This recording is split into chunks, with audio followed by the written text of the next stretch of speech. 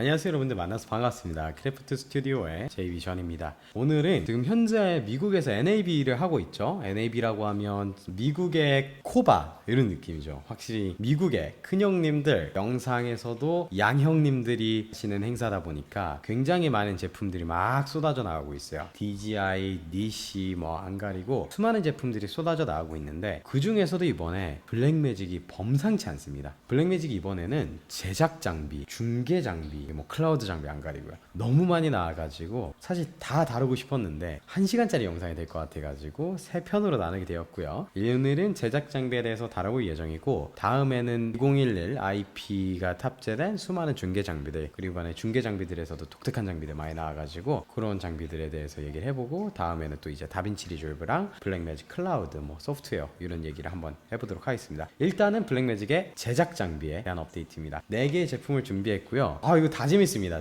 이번에 나온 제품들이 다 재밌어요. 첫 번째로는 블랙매직 파6 풀프레임 카메라입니다. 재밌죠? 생긴 것부터 벌써 웃음이 나옵니다. 두 번째는 얼싸에서 나오는 말도 안 되는 이 블랙매직의 기술의 집약체 얼싸씬의 12K, 12K 풀프레임 시네마 카메라입니다. 다음으로는 다빈치 리졸브 키보드와 패널 쪽인데요. 이번에 다빈치 리졸브 마이크로 패널이 신버전이 나왔다는 내용들, 그리고 뭐가 달라졌는지, 그리고 쉬프트 키에 관련된 내용이고, 리플레이 에디터, 기존의 블랙매직 스피드 에디터는 정말 많은 분들이 구매하셨죠. 사실 뭐 라이센스 값이 무료다 하시면서 어제 라이센스 포함해서 중고 거래로 30만원대에 이루어지고 있다 보니까 기존의 블랙매직 스피드 에디터 정말 많이 사용하셨는데, 스피드 에디터의 더 강력해진 버전인 리플레이 에디터에 관해서 말씀을 드리려고 합니다. 요 네 제품 오늘 얘기해 볼 거고요. 첫 번째 블랙매직의 파6 6K부터 얘기해 보도록 하겠습니다. 요거 생긴 것부터 재밌지 않나요? 저만 그런가요? 레드의 코모도를 연상케 하는 디자인이고요. 뭔가 FX6나 코모도 이런 박스형 카메라들을 겨냥하려고 만든 제품 같아요. 왜냐하면 블랙매직 카메라를 기존까지 생각을 해보면요, 블랙매직은 지금까지 크게 두 가지 라인업으로 이루어져 있었습니다. 블랙매직 포켓 시네마 카메라, 지금은 포켓이란 이름을 떼고 블랙매직 시네마 카메라로 돼 있죠. 그리고 블랙매직 얼싸 시리즈, 얼싸 미니도 나오긴 했지만 얼싸 시리즈 특성상 굉장히 그냥 무거운 카메라로 많이 알려져 있어요. 무겁고 불편하고 대따 큰 카메라, 하지만 비포 렌즈가 돼가지고 뭔가 ENG 작업이 가능한 그런 카메라로 지금 많이 인식이 되고 있는데, 한마디로 정리하면 정말 작은 카메라 아니면 정말 완전 무거운 카메라, 이것밖에 안 만드는 블랙매직이 중간에 솔루션, 한마디로 FX6 같은 솔루션을 만들어줬습니다. 바로 요게 블랙매직 파6 6K 풀프레임 카메라고요. 정말 많은 걸 할 수 있는 하이브리드 카메라 포지션으로 이 제품을 출시를 해줬습니다. 2024년 6월에 출시 예정이고요. 가격은 마운트별로 다른데 EF랑 L마운트 연합군에서는 496만 8천원, 그리고 PL 마운트에서는 30만원 가량 비싼 529만 8천원이 된다고 합니다. 가격은 사실 정말 저렴한 편이에요. 지금 코모도도 500만원대로 중고가 내려왔고, FX6 매물도 제가 알기로는 600에서 700만원이면 중고로 구하는 것 같은데, 새거 가격부터 벌써 400만원 후반대, 500만원 초반대이기 때문에 굉장히 매력적인 카메라 같습니다. 성능과 관련된 부분들은 블랙매직 시네마 카메라 6K를 생각하시면 됩니다. 그 포켓 시네마 카메라처럼 생겼는데 6K로 촬영되는 그 제품이 있거든요. 그 친구도 3대2 오픈 게이트 촬영 가능하고요. 굉장히 넓은 다이나믹 레인지 가지고 있고, 이번에 쇼루군 영상에서 봤는데 코모도랑 비교해서도 상당히 좋은 결과물을 보여주더라고요. 비교 영상 아마 있을 거예요.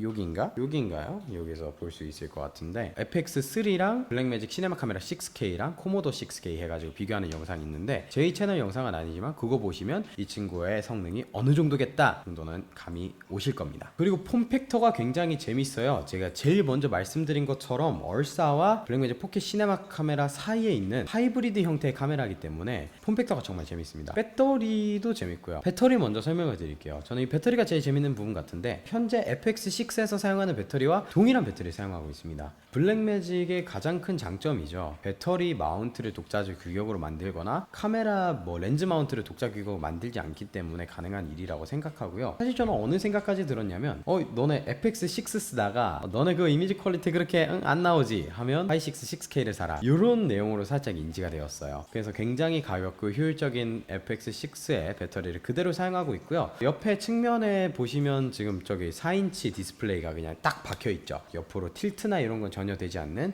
북박이형 LCD고요. 4인치짜리가 하나 들어가 있고, 녹화 같은 경우는 CF 익스프레스 타입 B로 녹화가 됩니다. 기존의 블랙매직 포켓 시네마 카메라들처럼 외부 SSD에도 동일하게 녹화가 되고요. 이런 건 좀 부러운 내용들 같아요. 사실 그 어떤 카메라 회사들에서도 못하고 하고 있는 점이거든요. 저도 지금 요 로닌 4D로 지금 촬영을 하고 있는데 이 친구들 같은 경우에도 비트레이트로 제한을 둡니다. 이 친구도 처음에는 나왔을 때 이제 외부 SSD에다가 뭐 녹화를 할 수 있다 이렇게 광고를 했는데 결국에는 프로 SSD 팔아먹으려고 삼성이나 T5 SSD에서는 이제 프로레즈에서 일정 수준의 데이터 비트레이트를 넘어가면 녹화 자체가 안 되게 돼 있거든요. 하지만 블랙매직은 그런 거 신경 안 쓰고 어떤 레코딩 미디엄이든지 모두가 행복하게 촬영할 수 있게 제공을 해준다는 점. 그리고 내장 ND가 빠졌습니다. 가장 슬픈 점이죠. 내장 ND는 사실 야외 촬영하시는 감독님들은 다 아실 거예요. 실내 촬영에서도 조명의 딤이나 이런 게 빠르게 변하는 현장에서 ND 필터 하나만 없어진다고 해서 촬영 시간이 더 길어질 수 있는 요소가 되고요. 근데 요거는 사실 제가 잘 이해가 안 됩니다. 비용을 더 추가하더라도 ND 필터를 내장으로 넣어놓을 수 있는 그런 제품군이 좀 추후에 꼭 출시가 되었으면 좋겠고요.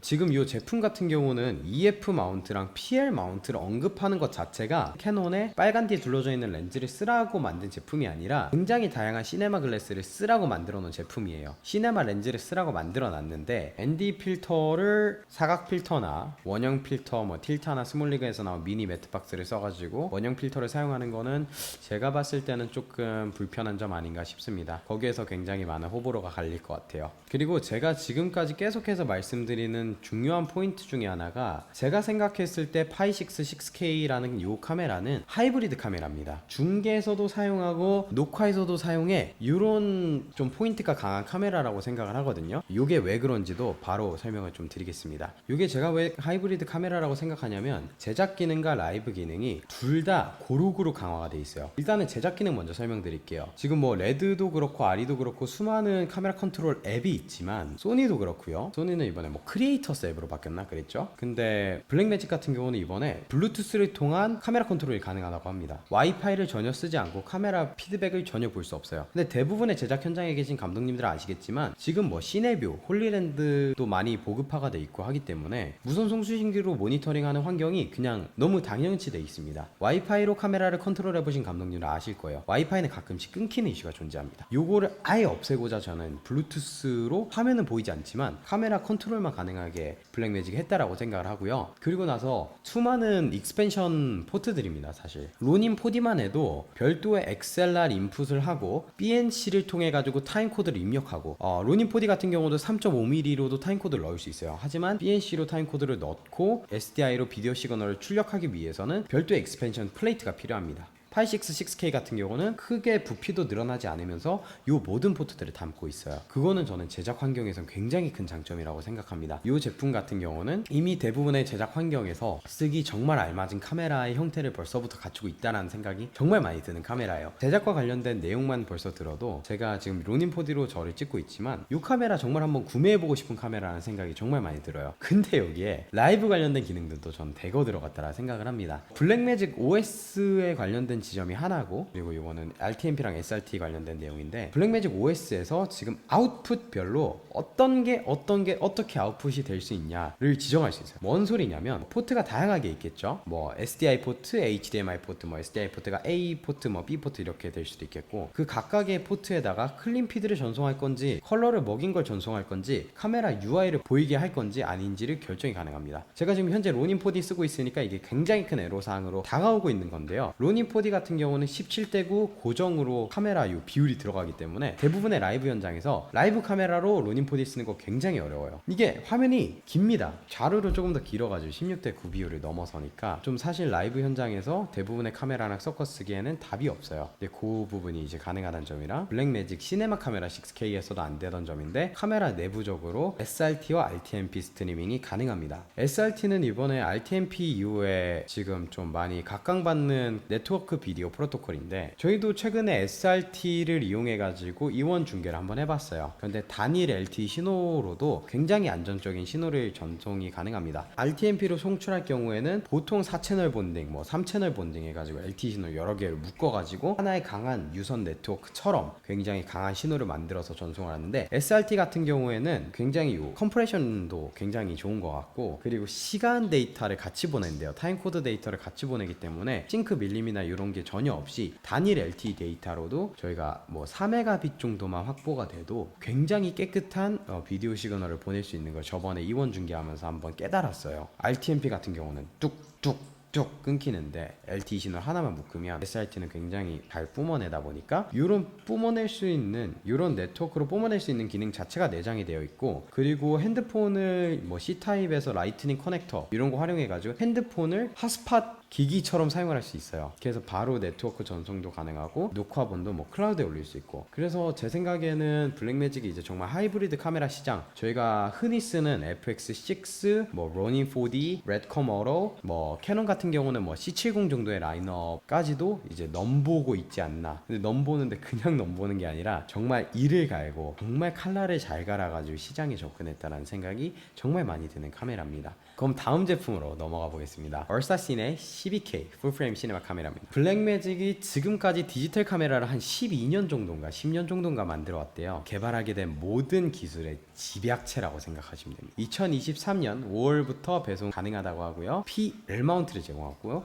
가격은 얼사 시네 12K 본체만 구매하게 되면 2,488만원 정도가 되고요. EVF 마운트 어댑터까지 함께 해가지고 구매를 하게 되면 2,700만원이 됩니다. 이 EVF랑 탑핸드 저거를 굉장히 잘 만들었나봐요. 이 866K랑도 연동이 된다고 하는데 이 EVF를 굉장히 미는 걸 봐가지고는 굉장히 잘 만든 컴팩트한 EVF인 것 같습니다. 풀프레임 오픈 게이트를 지원할 수 있는 겁나게 큰 센서를 채용하고 있고요. RGBW 센서라고 이번에는 콕 집어서 얘기를 하더라고요. 이게 RGB라고 하면 컬러 데이터죠. 레드, 그린, 블루 데이터 이외에 W라 해가지고 루미넨스 데이터를 측정하는 추가적인 픽셀이 들어갔대요. 그래가지고 더 많은 다이나믹 레인지, 오가닉한 이미지를 얻을 수 있다고 하고요. 이 카메라 성능이 어마무시합니다. 12K 3대2 오픈 게이트에서 최대 80프레임이 촬영 가능하다고 하고요. 2.4대1 모드에서 120프레임, 12K 120프레임까지 B로 촬영이 가능하다고 합니다. 8K 및 4K 오픈 게이트 레코딩 모드로는 크롭 없습니다. 크롭 없이 144프레임까지 지원한다고 합니다. 여기까지만 얘기해도 벌써 이 말도 안 되는 기술들의 양이 너무 많은데 더 있습니다. 말도 안 되는 기술의 집약체예요. 일단 렌즈 마운트 시스템의 교체가 가능합니다. EF, LPL, PL 해가지고 앞에 나사를 풀어가지고 렌즈 마운트가 교체가 가능하다고 하고요. 그리고 이 말도 안 되는 SSD를 하나 만들어냈어요. 12K의 풀프레임 센서이기 때문에 사실 전 연산이 잘 안 되거든요. 12K 풀프레임의 오픈 게이트 3대2를 어딘가에다 저장을 해야 돼요. 어딘가에다 저장을 해야 되는데 어딘가에다 저장하는 게 엔간 어려운 게 아니니까 레코딩 규격을 하나 만든 것 같습니다. NVMe 2.0 사양을 기반으로 하는 독자적인 8TB 레코딩 모듈을 개발했대요. 가격은 여기 지금 띄워주셨는데 8TB가 280만원입니다. 근데 저는 사실 이거 납득 가능한 가격이라 보거든요. 제가 사용하는 이 로닌4D에 사용할 수 있는 DJI 프로 SSD는 100만원씩 합니다. 1TB에 8TB에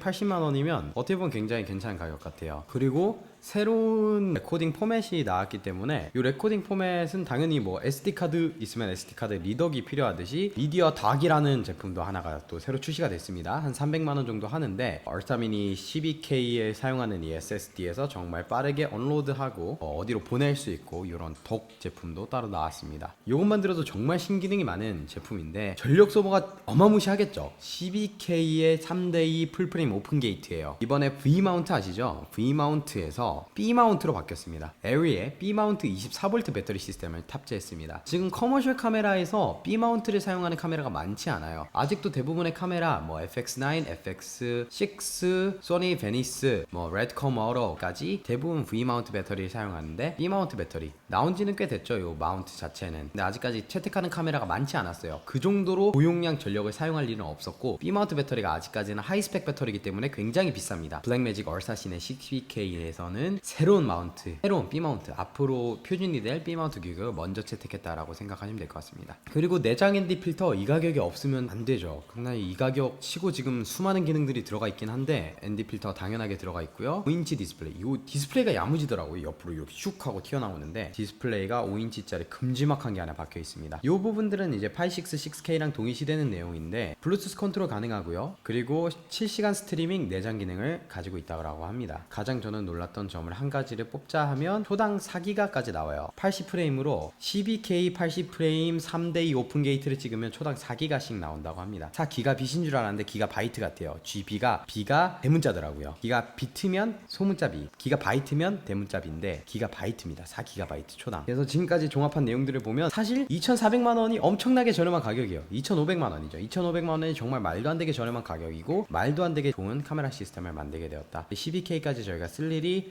금방 올까라는 생각은 있지만 블랙매직은 참 그런 카메라 회사예요. 정말 예전부터 12K 센서를 개발해왔던 회사고 이게 필요해 싶은 부분들까지 일단은 너가 뭘 좋아할지 모르겠으니까 우리가 다 만들었어 컨셉의 회사이기 때문에 저는 정말 좋은 어프로치라고 보고요. 가격적인 어프로치도 지금 말도 안 되게 저렴하기 때문에 이 가격 정책을 굉장히 고수하다 보면 저희가 많이 쓰던 레드나 이런 포지션들이 블랙매직으로 일부 이전되지 않을까 이런 생각까지 조심스럽게 해봅니다. 근데 블랙매직은 여기서 멈추지 않습니다. 짜잔! 이거 하나 언급하고 갈게요. 17K 센서까지 만들어버리는 요 미친 블랙매직 친구들입니다. 이분들은 정말 블랙매직은 제가 굉장히 오랜 기간 봐온 회사이기도 하고 촬영업계까지 발들인 지는 정말 길진 않지만 대단한 친구들 같습니다. 17K 센서를 개발 중이라고 하고요. 가격에 대한 정보도 없고요. 오래 나오지는 않는다고 합니다. 근데 크기 자체가 아리 알렉사 65 아시죠? 옆으로 더 큽니다. 오픈게이트 3대2 센서보다 이렇게 더 늘어나는데 그 센서 크기에서 17K를 만들어 보겠다고 합니다. LPL이나 하셀블라드 마운트로 한다고 하고요. 대형 포맷 시네마 글라스나 중형 포맷 렌즈, 미디엄 포맷 렌즈를 라지 포맷이나 미디엄 포맷 렌즈를 가능하다고 하고요. 픽셀 피치 정도만 말씀드릴게요. 이거 아시는 분들은 픽셀 피치는 2.8 마이크론 정도 된다고 합니다. 또 어마무시한 거 준비 중이라고 하고요. 이거는 또 내년에 제품 실제로 나오면 달아보는 걸로 하고 마이크로 패널로 넘어가 보도록 하겠습니다. 이제 카메라에 대한 말씀은 다 드리게 된 거고요. 블랙매직 다빈치 리졸브를 위한 패널들이 남아 있습니다. 저희가 생각을 해보면 수많은 필름 메이커들에게 컬러의 열쇠를 준 제품입니다. 일단은 소니가 기존 8비트 컬러 스페이스에서 이번에 A7S3 나온 시점부터 영상 판도가 정말 어마무시하게 바뀌었죠. 10비트 인터널 레코딩이 가능하면서 근데 블랙매직이 여기다 한술 더 떴습니다. 8비트 레코딩이 가능했는데 더 넓어질 뿐이었어요. 근데 다빈치 리졸브 마이크로 패널을 통해 가지고 정말 전 세계 수많은 필름 메이커들이 이제는 단순히 데이터 컬러 뎁스가 8비트, 10비트를 넘어서서 이제 단순히 컬러 뎁스 자체는 카메라 회사들에서 이제 10비트 아니면 그게 카메라야? 그러고 있기 때문에 이 마이크로 패널을 통해서 정말 전 세계 수많은 사람들이 컬러 그레이딩, 색 보정이라는 단위까지 접하게 될 수 있었던 제품인데 이게 신버전이 나왔어요. 더 저렴해졌고요. 더 많은 기능이 생겼고 제 개인적인 의견으로는 조금 더 싼 마이 제품이 된 듯한 느낌은 어느 정도 있는데 이거 제품 한번 함께 살펴보겠습니다. 제품 보시면요. 기존의 마이크로 패널보다는 일단은 좀 무게감은 확실히 덜어졌어요. 굉장히 버튼이 많아졌고 조그만해졌고요. 경량화 됐다라는 표현이 정말 맞는 것 같아요. 경량화가 되고 배터리를 탑재했고 기존의 마이크로 패널 쓰신 분들 아실 거예요. 좀 귀찮더라도 그 C타입 커넥터 무조건 끼워뒀어야 됐는데 C타입 커넥터를 꽂아도 되지만 이번에 블루투스로도 작동이 가능하다는 아주 좋은 점이 생겼고요. 그리고 트랙볼의 스타일이 변경됐어요. 지금 뭐 블랙매직 다빈치 리졸브 뭐 미니 패널이나 어드밴스드 패널 같은 경우는 더 좋은 트랙볼을 쓰죠. 이게 2,400만원인가 그렇잖아요. 더 좋은 트랙볼을 쓰긴 했는데 블랙매직 마이크로 패널에서는 트랙볼의 형태가 조금 더 가격 절감이라고 저는 생각을 하고 있어요. 그렇지 않을 수도 있겠지만 가격 절감을 위해서 트랙볼 크기 자체도 조금 더 줄어든 모습을 지금 저는 확인이 가능하고요. 그리고 전반적인 디자인 자체가 조금 더 경량화되고 소형화됐다 이렇게 생각하시면 될 것 같습니다. 그리고 그 위쪽에 굉장히 이상한 홈같이 생긴 게 있는데 짜잔! 아이패드가 들어갑니다. 띠용이죠 살짝. 아이패드용 다빈치 리졸브가 출시된 지는 꽤 됐어요. 뭐 스피드 에디터 뭐 연결해서 사용하는 영상들도 있고 다양한 영상들이 있었는데 현장 DI를 위해 가지고 조금 나오지 않았나라는 생각이 듭니다. 저는 이게 얼마나 많은 분들이 아이패드로 다빈치 리졸브 마이크로 패널을 써가지고 색깔을 만질지는 잘 모르겠지만 일단은 휴대성이 강한 마이크로 패널이 생겼다라고 생각하시면 될 것 같아요. 존재하지만 제가 생각했을 때는 양극화된 것 같아요. 일반적으로 데스크탑에다 놓고 쓰는 사람들 입장에서는 다운그레이드라고 생각하고요. 포터블로 해가지고 뭔가 가방에 넣고 다니면서 쓰시는 분들 뭐 그럴 일은 없겠지만 색 보정을 뭐 카페에서 하고 싶다 아니면 뭐 현장 가가지고 나는 보정을 해야겠다 하시는 분들은 기존의 마이크로 패널 들고 다니기 정말 힘들었어요. 대따 무겁거든요 이거. 그래가지고 굉장히 좋아지지 않았을까라는 생각이 굉장히 듭니다. 근데 저는 아직도 그거는 똑같아요. 그냥 딱 마이크로 패널 어차피 이게 컬러 만질 때 빼고는 쓸 일이 없는 패널이잖아요. 그럼 그냥 책상에다 놓고 쓰면 되거든요.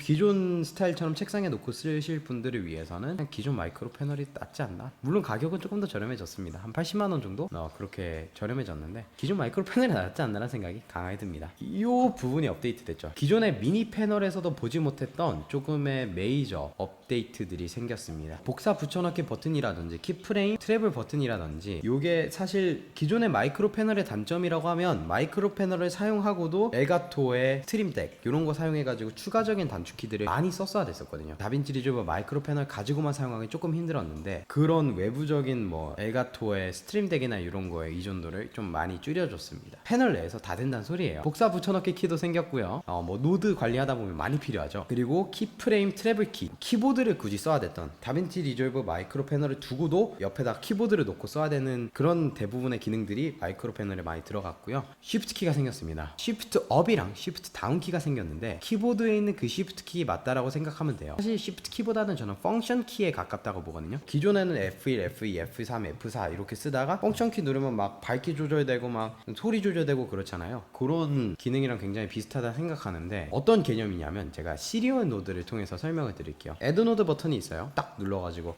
노드가 생겼어요. 그럼 쉬프트 다운이랑 애드 노드를 동시에 누르면 패러렐렐 노드가 됩니다. 그 다음 노드가 생기는 게 아니라 위아래 패러렐렐 노드가 되고요. 그리고 쉬프트 다운하고 애드 노드를 누르면 레이어 노드가 됩니다. 이런 식으로 한 버튼이지만 쉬프트 다운 키를 누르나 쉬프트 업 키를 누르냐에 따라서 다른 기능들을 제공을 한다고 하고요. 그래가지고 버튼 수는 굉장히 제한적이지만 수많은 기능들, 더 세세한 작업들이 가능하도록 설계되어 있다고 합니다. 쉬프트 다운과 쉬프트 업은 통상적으로 비슷한 기능을 하기 때문에 다른 버튼들도 적응이 쉽다라고 하는데 이거는 제가 직접 써봐야지 말씀을 드릴 수 있을 것 같고, 이래가지고 다빈치 리졸브 마이크로 패널이 기존 저희가 알던 그 두터운 녀석에서 조금 더 가볍고 저렴해진 버전으로 바뀌었다, 이런 뉴스입니다. 편집자분들 뭐 좋은 소식인지 저는 잘 모르겠어요. 이거 저한테는 정말 애매한 제품이어가지고 이거 사실 뭐 괜찮은 제품인지는 솔직히 잘 모르겠습니다. 저는 마이크로 패널이 좋아요.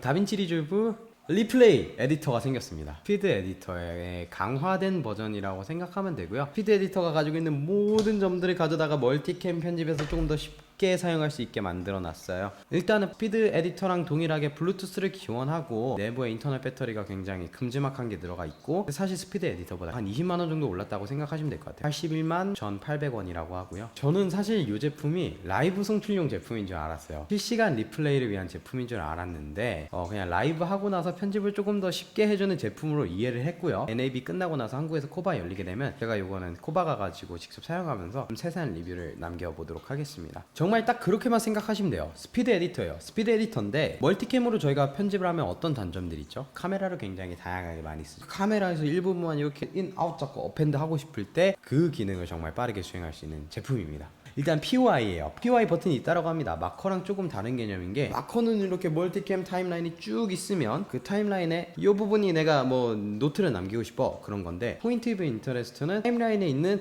멀티캠 카메라 중에 하나의 이 부분 정할 수 있는 것 같아요. 확실치 않습니다. 저도 열심히 공부하긴 했는데 제가 이해한 게 맞는지 모르겠지만, 농구 경기로 예를 들게요. 제가 농구 경기 라이브 송출 1회를 받아가지고 카메라를 10대를 꽂아가지고 농구 경기 송출했어요. 딱 이렇게 해가지고 멋있게 점프해가지고 덩크슛을 넣었어. 쪽에 있는 카메라는 그 선수의 뒷부분만 나올 수도 있고, 오른쪽에 있는 카메라는 그 친구의 측면만 나왔을 수도 있고, 한 카메라만 정면에 정말 멋있는 모습이 포착됐을 거잖아요. 그럼 그 포착된 모습을 요 카메라 요 시간에서 정말 멋있는 일이 있었어 를 표시해주는 게 POI라고 생각하시면 될 것 같습니다. 고기능인 것으로 제가 지금 이해를 했고요. 다른 기능들이 정말 많은데 라이브 송출이 진행되고 나서 곧바로 편집이 가능할 수 있도록 도와주는 제품의 패널이다, 이렇게 생각하시면 될 것 같아요. 스피드 에디터를 중간에서 사용하시는 분들도 정말 도움되는 제품일 거고, 스피드 에디터의 그냥 업그레이드 버전, 다만 멀티캠 사용에 조금 더 도움이 되는, 멀티캠이라고 해서 인터뷰에서 여러 개의 카메라를 사용하는 게 아니라 정말 다양한 이벤트가 이루어지고 있는 환경에서 여러 개의 카메라를 써가지고 녹화하는 현장에서 굉장히 좋은 편집기를 제공해주는 제품이라고 생각하시면 될 것 같습니다. 엄청난 거 많이 준비 중이더라고요. 블랙매직이 정말 시장을 그냥